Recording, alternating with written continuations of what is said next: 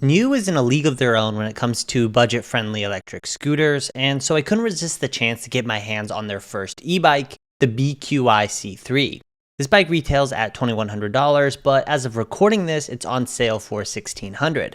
I've been testing this bike for over a month now, so let me run you through the features and what I like and dislike about the bike. Besides their reputation for quality, NIU has gone with two really distinct features on this bike. So let's look at those first so you can kind of see what sets it apart from other bikes at this price and other bikes in general.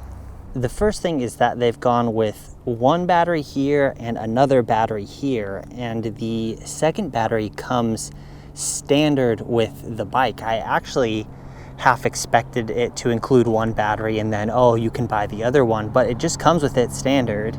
Both are secured by a key here, and both can be charged in the bike with ports that you see here, or they can be pulled out and charged individually. The other unique feature is that they've gone with a belt drive, and it's just a single speed belt drive. And there's a lot I like about this. One, I like belt drives because from what I understand, they're more durable. I haven't had any issues with this one. Maintenance seems to be basically non-existent for them.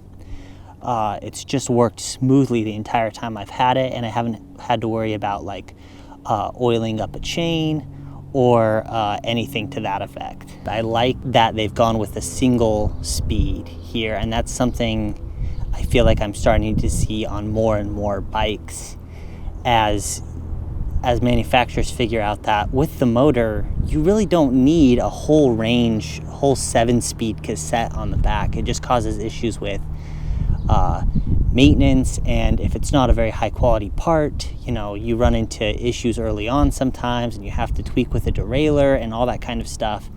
And when it's single speed, especially with the chain drive, it's very, very low maintenance. You don't have to think about it, and you're getting power from the motor anyway. So it doesn't seem like a whole lot of reason to have this huge range of gears to cycle through. So let me run you through really quickly the other features of this bike, and then there's a lot more to talk about once I get on the bike and start riding it and talk about how it feels to ride. The main thing that they did really, really well with the cockpit area is this display, and actually it's a little hard to see in light, but it is a color display. I'll put a better shot on the screen right now of it in a little bit darker environment. Other than that, you get a really standard cockpit. You get your thumb throttle, and unfortunately it is one of those kind of flimsy throttles. I don't really like this style. I would have liked them to see, I don't see any reason to not put your scooter, your KQi model throttles on here, other than, I guess, cutting cost. The grips aren't amazing. They do move around a bit, but they're workable, and you can always throw your own on. I would have liked to see hydraulic brakes. I think at $2,000 you should get hydraulic brakes. Also, the fact that this is a 28-mile-an-hour bike, I don't see really any reason why there shouldn't have been hydraulic on here. There's no suspension in the front or the rear, which is something I'm a little torn on because, one, I like the low maintenance aspect of not having to worry about suspension and adjusting it and keeping it maintained. But on the other hand, there's sometimes when I'm riding where I go, I really wish I had a front fork or some sort of rear suspension. I think I slightly prefer the choice that they made over potentially having some heavy, crappy suspension in the front. The last thing I want to point out is it's a small thing, but it does have a rear rack, and it says it's suitable for 30 kilograms, which is a significant amount of weight that you can put on here. So grocery runs, things that you would want to carry, things that maybe you normally would take your car to go do, you could start taking a bike to go do. And that is kind of the general point I wanted to make with this bike, is that it feels honestly, truly like a valid car replacement within the city. The amount of range you get with the extra battery, the power you get, the rack, the way it feels to ride, the overall build quality, it finally feels like I can genuinely recommend this as a car replacement for anything that you would be doing within a normal city. But I'll talk about that more when I jump on the bike, so let's go. Okay, so to start out, we are in mode 0, so this is just no assist. It's actually surprisingly easy to pedal, which is something you don't always get on electric bikes, is an easy 0 mode. So like if you absolutely need to, you can pedal your bike home if it's dead. And the nice part is that one of the big features is dual battery. So you don't really have to worry about running out of battery unless maybe you forget to charge one day. But it's honestly a little hard for me to think of like genuine scenarios in which you're going to need the entirety of both batteries in a single day. If you're going the 40 to 90 miles that these two batteries should be able to do together, you're probably better off just driving. Oh, one other thing is that it does have a walking mode. So if you need to walk it, don't want to push it along, you go into 0 mode, you hold down the minus button, and you can go into a walking mode, and it'll go like 2-3 miles an hour alongside you, and you don't have to push it at all. So that's cool. That's something that you see in electric scooters sometimes, but I feel like I haven't really seen that in electric bikes very much. Okay, now mode 1 is where you start to get power from the motor, and that's also where you start to get power to the throttle. In the 0 mode, you can't activate the throttle. Some bikes allow you to use the throttle no matter what riding mode you're in. This, you do need to be in one of the riding modes to activate the throttle. And sometimes the throttle will scale based on the mode you're in, but in this case it doesn't seem like it does. It seems like it's always the same strength for the throttle. When it comes to using the throttle, there's kind of two areas I like to use it. It's when I'm taking off from 0. Instead of having to start pedaling, especially with a single gear like this, you can just touch the gas a little bit, push your throttle a little bit until you get going, and then you can go into your pedal. Very convenient. The other thing is when I'm riding at the top speed, sometimes it's just easier and makes more sense to hold the throttle down rather than spinning your feet in place. So with riding mode 1, you get, it looks like 12-13 miles an hour top speed, which is actually really reasonable. And if you're riding this in mode 1 the whole time, you probably would be able to get the fully advertised 90 miles of range. My prediction is more close to the 35 to 40 miles of range total if you're constantly riding in the highest speed mode. So let's go into mode 2. And mode 2 is where you start to get to that point where like your feet are spinning, but they're not really propelling the bike forward. They're more just telling the motor to engage. As I understand it, I'm no e-bike expert, but as I understand it, there are certain motors which have torque sensors in them, which will determine how fast you're spinning and adjust the motor accordingly. I don't think this has anything like that because it just feels like the motor activates the second your feet start to move.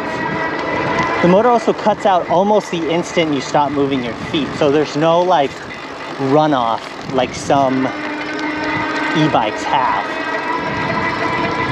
Okay, let's bump it up to the top speed mode.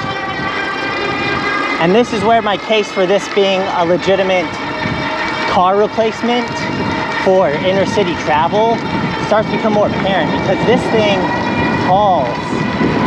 So it's supposed to have a top speed of 28 miles an hour. I find that it settles around 26 to 26.5 miles an hour, unless you're like actively pedaling as hard as you can, and even then 26.5, like it reads on the speedometer right now, seems to kind of be the max. But needless to say, that is plenty of speed for a bike. And it's a good balance of being manageable. If you're comfortable on a bike, you shouldn't have any issues getting used to those higher speeds. But it's fast enough where you can keep up with traffic if you need to, which is a really appealing prospect, because there's not always going to be sidewalks that you can use or bike lanes that you can use, and sometimes there's going to be someone parked in a bike lane and you're going to need to move out of the way of the car that's parked in your bike lane, and you'll need to go out into traffic for a second. Also, when you're up at these top speeds, you can activate the throttle. The catch with the throttle though is that because this is a class 2 bike, the throttle can only max out at 20 miles an hour. So if you're wanting to go the full 26, you will have to be pedaling the whole time, unless you're content with that 20 mile an hour top speed. Let's quickly talk about the brakes while we're on this long straight. I'm gonna get it up to, well, let's do like 20. So I'll do it with the brakes, and then I'll brake hard from 20 miles an hour. Yeah, that's not too bad. I'd say from 20, that's maybe 15 feet of stopping distance, which is really reasonable. Let's talk about ride feel and comfort now. Let's start with dimensions, because something that I noticed a lot with e-bikes is that the seat doesn't really go tall, like go high enough for me. I'm a 6'1", and I usually have to max out the seat, and it's still a little short for me. So right away, NIU got that right, and I don't have to put my seat anywhere near the maximum height, which means that you could probably be significantly taller than me, maybe 3-4 inches taller or taller, and still feel comfortable with the included seat post. Also, the distance between the handlebars and the seat is really good. It's comfortable for me, but also my wife, who's very small and short, can ride this without issues. I believe it's 26-inch wheels, which again is a really good balance and kind of the sweet spot for e-bikes, in my opinion. Even without suspension, there's very little that this bike can't handle. I mean, it's obviously air-filled pneumatic tires. They're pretty beefy tires, 2.5-inch wide.